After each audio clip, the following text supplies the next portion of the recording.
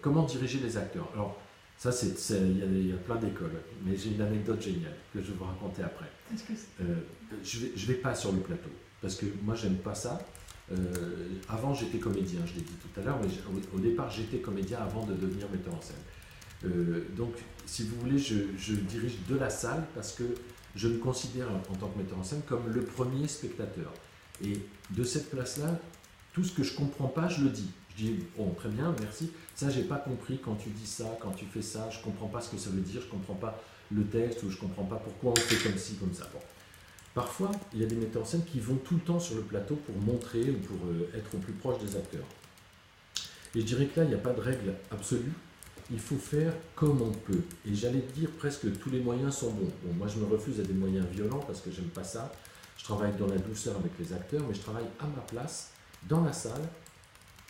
J'ai une méthode très personnelle, c'est que je travaille sur un petit espace d'abord et progressivement, vers la fin des répétitions, j'agrandis cet espace en me reculant.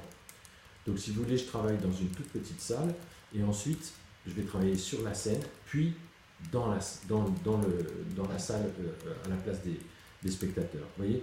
Donc ça c'est ma méthode personnelle, je suis très proche des acteurs d'abord et progressivement je vais m'éloigner, mais seulement sur la fin du travail, le plus tard possible. Ça, c'est une méthode que j'ai empruntée c'est ma formation. Quand j'ai commencé à être metteur en scène, j'ai eu la chance d'aller dans les pays de l'Est et j'ai vu travailler comme ça un metteur en scène en Lettonie, à Riga, où j'étais invité pour me faire la mise en scène. Et je me suis dit, ça c'est formidable parce qu'on est le plus longtemps possible proche des acteurs, au plus proche des acteurs.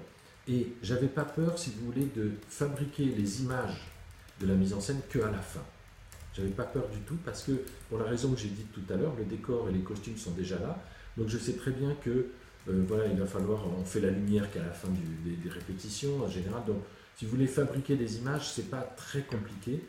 Le plus intéressant, c'est construire les rapports qui vont se jouer en scène et être sûr que chaque acteur possède bien son parcours pendant toute la durée du spectacle. Voilà. Donc ça, c'est ma méthode. Je l'ai empruntée à ce que j'ai vu, mais je l'ai empruntée aussi au Japon. Les artistes de kabuki, par exemple, travaillent de cette manière dans une toute petite salle jusqu'à posséder parfaitement le geste et après on va dans la salle de représentation et on agrandit le geste mais qui est possédé techniquement d'une manière parfaite. C'est la même chose au fond qu'on peut faire pour les acteurs avec du texte ou autre.